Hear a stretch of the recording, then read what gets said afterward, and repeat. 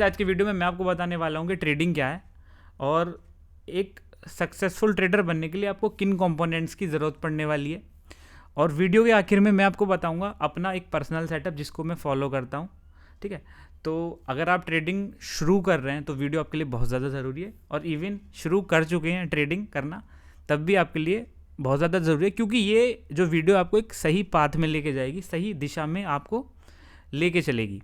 वरना आप इधर उधर भटकते रहोगे और आपके 1-2 साल तो ऐसे ही वेस्ट हो जाएंगे, तो आपको पता ही नहीं चलेगा। तो वीडियो को बिल्कुल आखिर तक देखना। अब मैं आपको बताता हूँ कि भाई ट्रेडिंग में एक्चुअल है क्या। अगर मैं अभी आपसे पूछूं कि मुझे ये बताओ कि ट्रेडिंग एक्चुअल में है क्या, तो देखिए, एक सक्सेसफुल ट्रेडर बनने के लिए, एक अच्छी ट्रेडिंग करने के लिए आपको 3 कंपोनेंट लगेंगे, और कोई कुछ भी आपको बता ले, उन 3 कंपोनेंट के बाहर ट्रेडिंग जैसा कुछ है ही नहीं। देखिए, पहला जो है वो है हमारा कि अगर आपको एक सक्सेसफुल ट्रेडर बनना है, अच्छी ट्रेडिंग करनी है, तो आपके पास एक सेटअप होना चाहिए। देखिए, आज की डेट में जितने भी ट्रेडर ट्रेडिंग कर रहे हैं उनके पास कुछ ना कुछ सेटअप है। मैंने बोला सेटअप कुछ ना कुछ है, मैं ये नहीं बोल रहा कि एक पावरफुल सेटअप है या एक अच्छा सेटअप है, एक प्रॉफिटेबल सेटअप है। कोई मूविंग एवरेज पे ट्रेड कर रहा है, कोई सपोर्ट एंड रेसिस्टेंस पे ट्रेड कर रहा है, कोई आईसीटी पे ट्रेड कर रहा है, सबका अपना अपना सेटअप है। बट सेटअप के साथ में उनके पास एक ऐसा सेटअप होना चाहिए जिसके पास क्या है, एज। अगर आपने कुछ ऐसा सेटअप डेवलप कर लिया है जिसके पास एज है, तो पहला कंपोनेंट हमारा निकल के आता है, आपके पास एक ऐसा सेटअप होना चाहिए। अगर आपको एक सक्सेसफुल ट्रेडर बनना है या अच्छी ट्रेडिंग करनी है, कि आपके पास एक ऐसा सेटअप हो जिसमें आपको कहीं ना कहीं एज मिलती हो। ठीक है, अब इसमें कुछ भी आ सकता है। ठीक है, तो पहले आपको ये आइडेंटिफाई करना होगा खुद को कि भाई मेरे पास एक ऐसा सेटअप है जहाँ मुझे एक एज फील होती है। किसी को हो ना हो, मुझे एज फील होती है। मुझे यहाँ पे इस सेटअप जब ये मेरे पास होता है तो मुझको मिलता है एक सुकून, शांति, कि भाई मुझे शांति है मेरे दिमाग में। ठीक है, तो आपके पास एक ऐसा सेटअप होना चाहिए जो आपको यहाँ पर सुकून प्रोवाइड करे, पीस प्रोवाइड करे, और आपका जो फियर है उसको वो दबा के रखे। ठीक है, फियर बाहर ना निकले। देखिए, दूसरा जो कंपोनेंट है वो है हमारा एक प्यारा सा रिस्क मैनेजमेंट। अब देखिए, रिस्क मैनेजमेंट भी कई तरह का होता है, बट मैं एक जो आइडियल रिस्क मैनेजमेंट लूँ वो लूँगा मैं 1:1.5 से लेके कितना भी हो सकता है वो। चलो हम 1:3 ले लेते हैं। देखिए, जनरली बहुत सारे ऐसे ट्रेडर हैं जो 1:10, 1:5 तक क्लेम करते हैं, बट हम आइडियल रहेंगे, ग्राउंड पे रहेंगे, तो हम यहाँ पे केवल लेंगे कितना, 1:3 तक। ठीक है, तो आपके पास सेटअप होना चाहिए अच्छा, और फिर एक बहुत प्यारा सा रिस्क मैनेजमेंट होना चाहिए। अगर ये दोनों चीज़ हैं, फिर आपको एक और कंपोनेंट की ज़रूरत लगेगी, वो है आपकी बेहतर ट्रेडिंग साइकोलॉजी।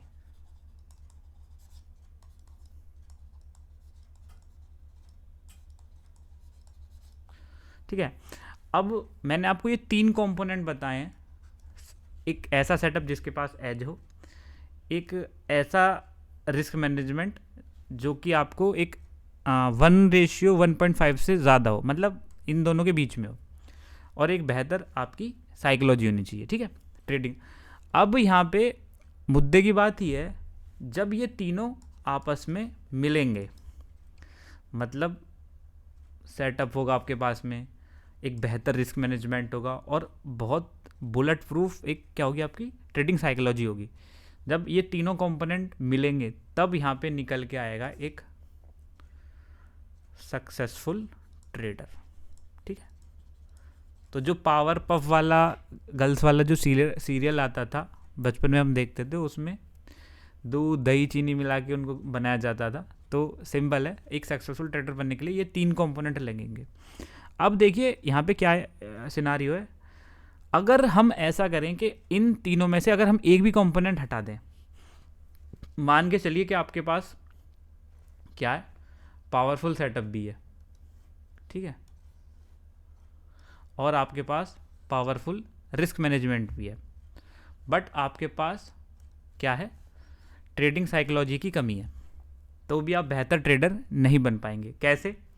मान के चलिए आप एक ऐसा सेटअप आपके पास है जिससे आप 60 to 70% की ट्रेड्स निकाल रहे हैं विन रेट पे, ठीक है, बहुत अच्छी बात है। बट और उसके साथ आपका रिस्क मैनेजमेंट भी आपका अच्छा मिल रहा है, 1:2 का मिल रहा है, बट आपकी ट्रेडिंग साइकोलॉजी ख़राब है। उससे क्या होगा, ये आपकी इम्पैक्ट करेगी, आपको ओवर ट्रेड करवाएगी, ठीक है, बार बार ओवर ट्रेड करवाएगी, बेफालतू की ट्रेड करवाएगी, और आपकी ट्रेडिंग साइकोलॉजी ख़राब है तो अब आप अच्छी ट्रेड को होल्ड नहीं कर पाओगे, तो यहाँ पे आपको प्रॉब्लम फेस करनी पड़ेगी, ठीक है। अब मान के चलो कि इस बार क्या हो रहा है कि आपके साथ में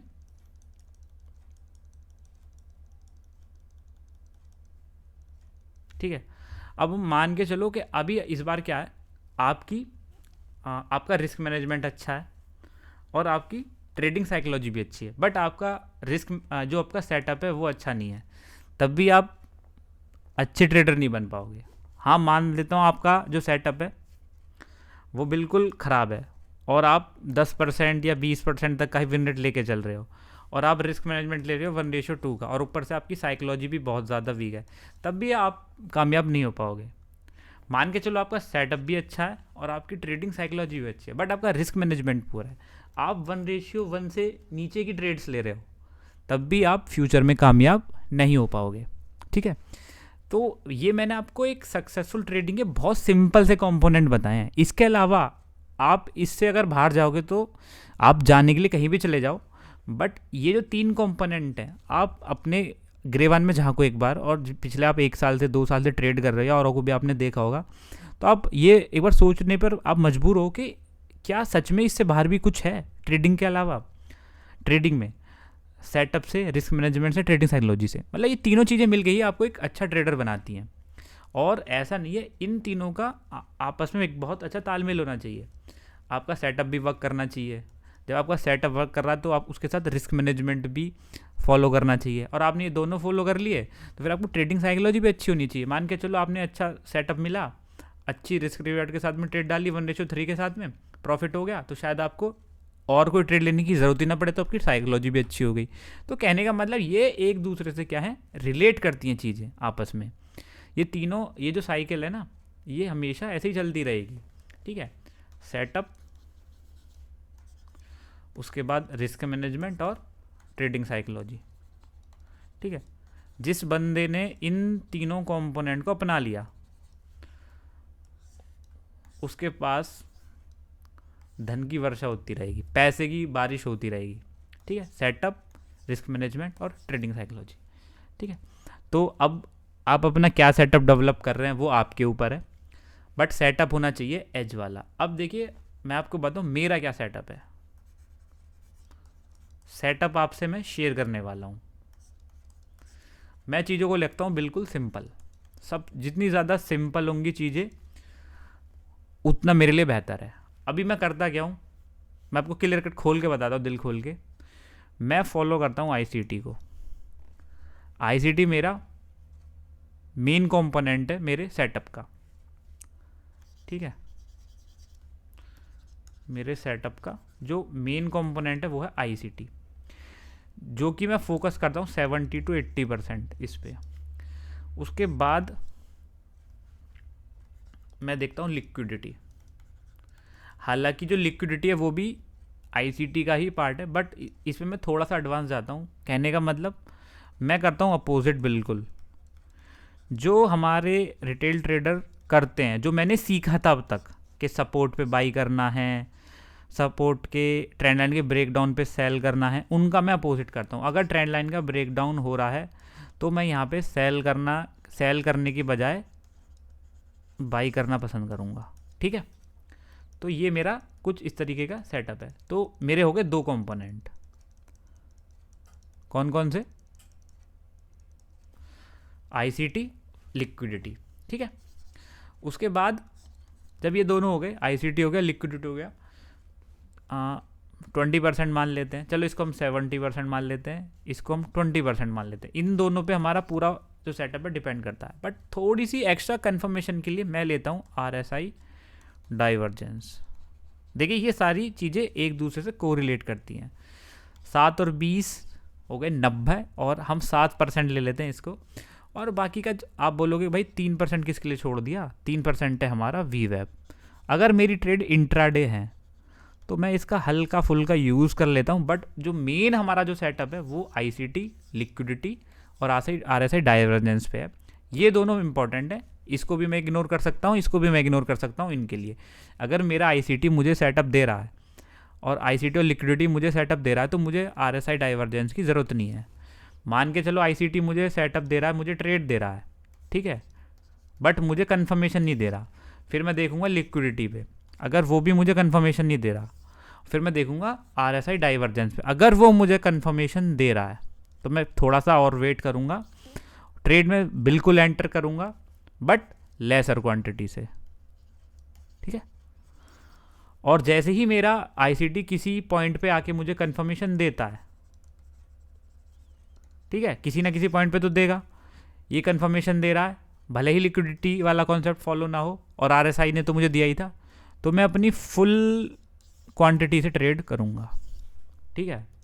देखिए, पर मैं आपको एक मिथ तोड़ता हूँ, जो भी ये मेरे सेटअप्स हैं मैं इनको ऑप्शन बाइंग में कभी भी यूज़ नहीं करता, ठीक है, सिंपल है भाई। मैं किसी ऐसे एसेट को ट्रेड ही नहीं करूँगा जो धीरे धीरे मर रही हो, डेड हो रही हो, ठीक है, धीरे धीरे क्या हो रही हो, डेड हो रही हो। कैंसर के सेल को मैं छेड़ूंगा ही नहीं, छेड़े तो बर्बाद कर देंगे, मार देंगे मुझे, इसलिए ऑप्शन बाइंग तो भाई करूंगा ही नहीं मैं इस सेटअप के अकॉर्डिंग। हाँ, ऑप्शन सेलिंग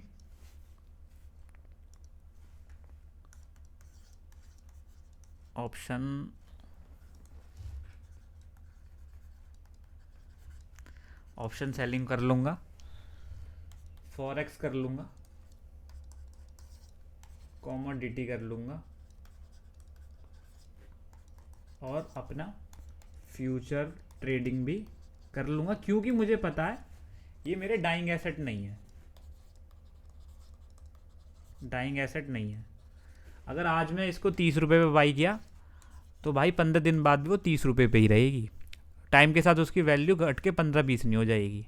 बट अगर ऑप्शन बाइंग की तो मेरे साथ ऐसा होने का पूरे सिनारियो हैं, तो ये मेरे कुछ हैं सिनारियो हैं। अब देखिए, मैं आपको चार्ट पे चलता हूँ और अपने सेटअप की आपको एक झलक दिखाता हूँ जिसके लिए आप वेट कर रहे थे, ठीक है।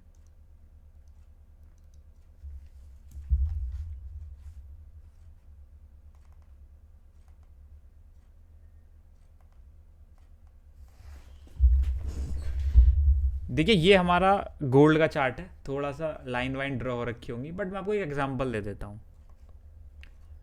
ये हमारा क्या है, गोल्ड का चार्ट है। मैंने आपको बोला था कि मैं इसको कंबाइन करता हूँ आईसीटी से, ठीक है। और कैसे मैं एंट्री लेता हूँ मैं आपको ज़रा थोड़ा सा आपको एक्सप्लेन करता हूँ। चलो, मैं एक ऐसा चार्ट लेता हूँ जहाँ पे जो बिल्कुल फ्रेश हो, ये तो थोड़ा सा यूज चार्ट है। चलो, मैं इसको लेता हूँ, इस पर मैं ज़्यादा कभी ट्रेड करता भी नहीं, मैं डॉलर इंडेक्स का ले लेता हूँ, ठीक है। मैं देखता हूँ पहले सबसे ज़्यादा हाई टाइम फ्रेम कौन सा है, मंथ का, ठीक है। हाँ, मान के चलो मैं इसको हटा देता हूँ, रिप्ले करके मंथ पे छोड़ो, मैं लेता हूँ, रुको रुको, डेली के हिसाब से लेते हैं।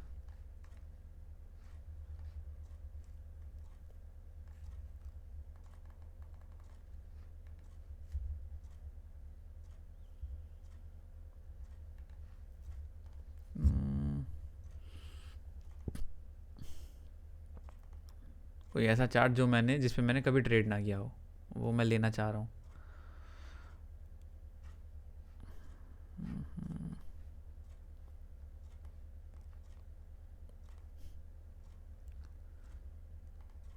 चलो, बैंक निफ्टी ले लेते हैं, छोड़ो सब।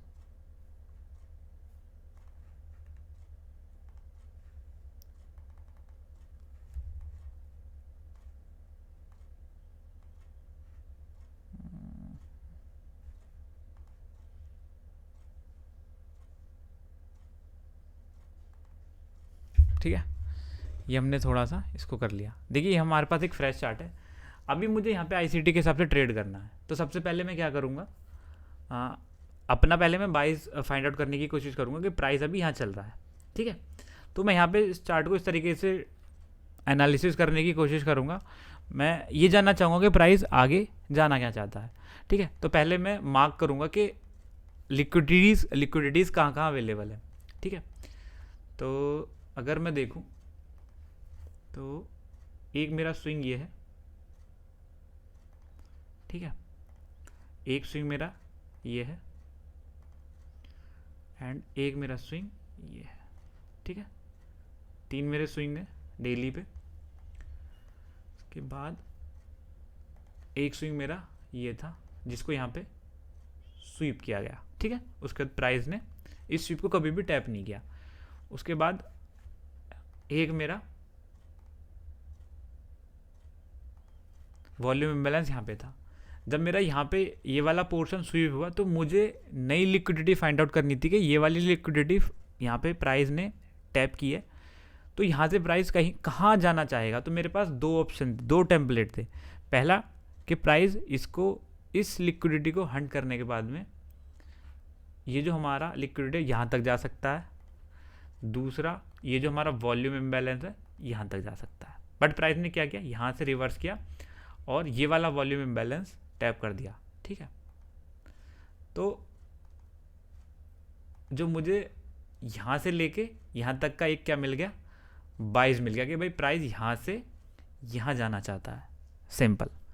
ठीक है, यहाँ से मुझे कंफर्मेशन होगा कि प्राइस यहाँ से यहाँ जाना चाहता है। अब जो भी मैं ट्रेड्स करूँगा, कहाँ पे है ये, ओके, इसको मैं 7 अक्टूबर 24,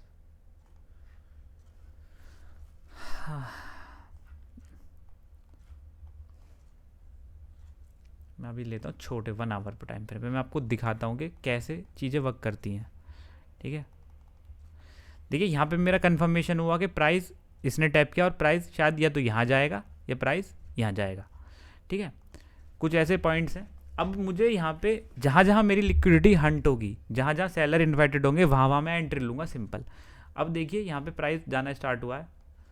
सबसे पहले यहाँ पे हमारा MSS हुआ है, बट जब मैं लोअर टाइम फ्रेम में जाऊँगा तो मुझे MSS पहले ही पता लग जाएगा 30 मिनट्स पे चार्ट अवेलेबल होगा या नहीं। ठीक है, MSS हुआ यहाँ पे, बट अगर मैं छोटे टाइम फ्रेम पे जाऊँगा तो और MSS मुझे पहले मिल जाएगा। जैसे कि ये यहाँ पे मेरी कंफर्मेशन हो गई कि हाँ प्राइस इतना मुझे गैप देना पड़ेगा। बट अगर मैं और छोटे टाइम फ्रेम पे जाऊँगा तो मुझे MSS पहले मिल जाएगा और यहाँ पे मुझे पता लग जाएगा कि प्राइस ने रिवर्सल कंफर्मेशन कर दिया, अभी हमारा ये वाला टारगेट आना है। ठीक है, तो अभी मैं कैसे एंट्री लूँगा। अब देखिए मुझे इस जोन में मुझे ऐसे पॉइंट्स ढूंढने हैं जहाँ पे लिक्विडिटी जारी हो या रिटेल ट्रेडर सेलिंग के लिए तैयार हो। अब देखिए कहाँ कहाँ वो पॉइंट्स हैं। देखिए प्राइस ऊपर गया, उसके बाद ये एक हमारा स्विंग था। ठीक है, यहाँ पे एक एंट्री बनी। दूसरा, हम इस चीज़ के लिए भी तैयार थे बट ये यहाँ पे टैप हो चुका है जिसकी कोई वैल्यू नहीं है। उसके बाद प्राइस ने इसको टैप किया और हमको टारगेट मिला टैप होते ही ये वाला। ठीक है, आप इस ऑर्डर ब्लॉक तक भी टारगेट ले सकते हो।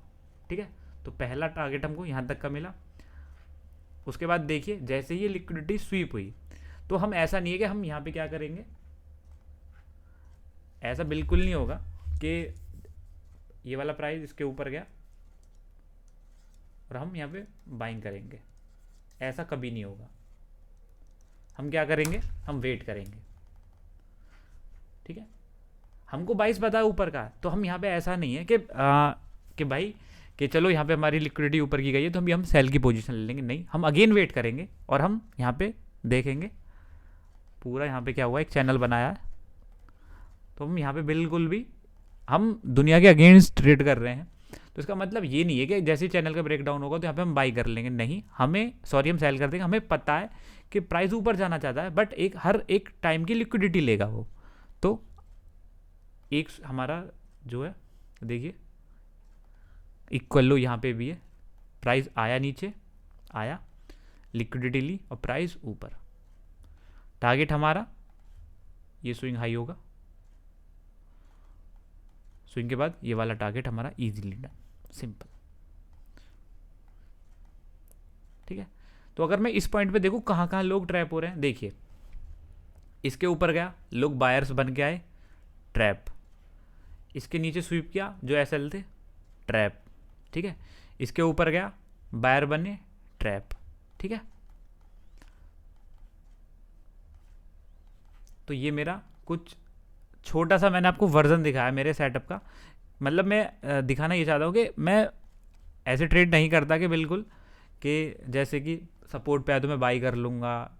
मुझे मतलब कुछ ना कुछ ऐसा दिखना चाहिए चार्ट पे कि जहाँ पे लोग विलिंग है बाई करने के लिए या लोग विलिंग है सेल करने के लिए, और मैं विलिंग हूँ उनके अपोजिट करने के लिए। और भी मैं आपको यहाँ पे एग्जांपल दिखा सकता हूँ, जैसे कि देखिए कुछ ऐसे पॉइंट्स जहाँ पे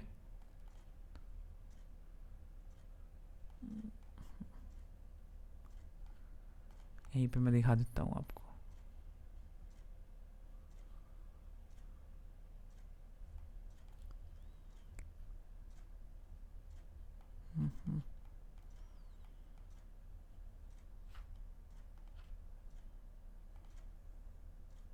देखिए एक ड्रॉपिंग ट्रेंड लाइन है, इसके नीचे गया, यहाँ पे मैं बाइंग करना पसंद करूँगा। हाँ, बट जैसे मान के चलिए प्राइस जा रहा है ऐसे, ये वाला चैनल बनना है, तो मैं यहाँ पे विलिंग नहीं हूँ बाइंग करने के लिए, सिंपल है, मैं इस ट्रेड को जाने दूंगा।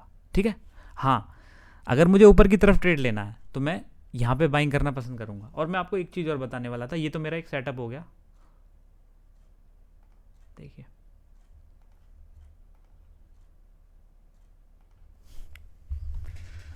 देखिए मैंने आपको बताया था कि मैं लिक्विडिटी और आईसीटी के बेस पे ट्रेड लेता हूँ।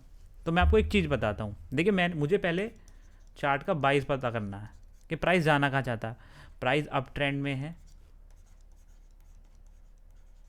अप ट्रेंड में है या डाउन ट्रेंड में। जब मुझे 22 पता हो जाएगा तब मैं फाइंड आउट करूंगा लिक्विडिटी,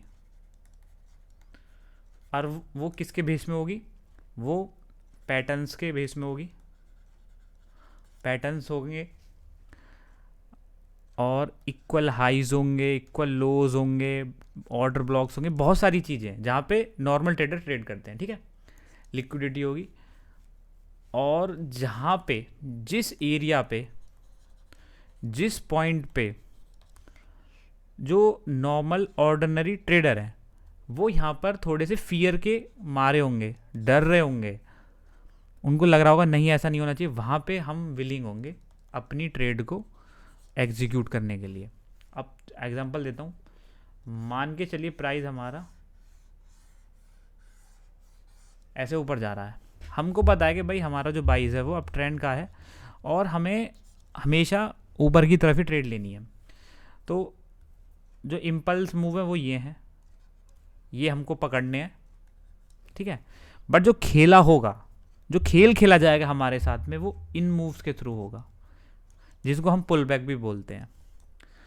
सारी ट्रैपिंग, सारी दुनिया भर की ट्रैपिंग, जो ट्रैपिंग होगी, लिक्विडिटी हंट होगी, वो इन मूव्स में होगी। यहाँ पे आपको ट्रेंड लाइन के ब्रेकडाउन भी दिखेंगे ताकि आप आओ और शॉर्ट करो और लिक्विडिटी बनो।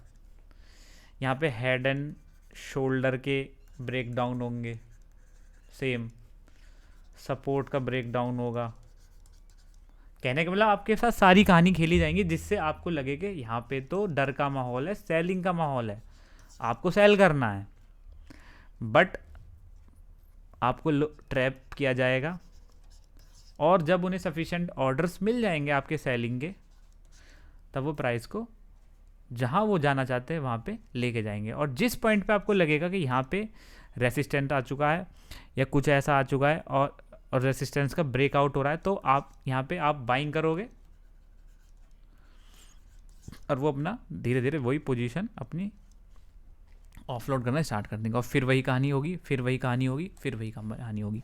ये कहानी चलती रहेगी जब तक प्राइस एक अपने सर्टेन हायर टाइम फ्रेम के किसी बड़े रेसिस्टेंस पे, ऑर्डर ब्लॉक पे या किसी बड़ी लिक्विडिटी पे नहीं पहुंच जाएगा। ये कहानी बार बार रिपीट होती चली जाएगी। बस हमेशा ध्यान रखना, जो ये पुल बैक से आपको इस तरीके से आपको यहाँ पे आपको हिप्नोटाइज करेंगे तो आपको ऐसा लगेगा कि हाँ ये जो पुल बैक है ये पुल बैक नहीं है, ये तो रिवर्सल है। आपको ऐसा दिखाया जाएगा, आपको ऐसा लगेगा कि भाई ये तो रिवर्सल हो रहा है, ना कि पुल बैक है। ठीक है, तो कहने का मतलब मेरा ये सारे खेले इन्हीं उसमें होंगे। पुल बैक्स बहुत ज़्यादा डेंजर होते हैं, तभी बोला जाता है कि मार्केट हमेशा 60 या 70% साइडवेज रहता है और केवल 30% एक अप ट्रेंड में आता है। क्योंकि 60 से 70% जब ये इस वे में रहेगा तो वैसे ही आधे जो ट्रेडर हैं वो ऑफलोड हो जाएंगे मार्केट से। सिंपल है, वो बचेंगे ही नहीं और इस मूव को रोकने के लिए कोई नहीं होगा। तो ये कहानी है सारी ट्रेडिंग की।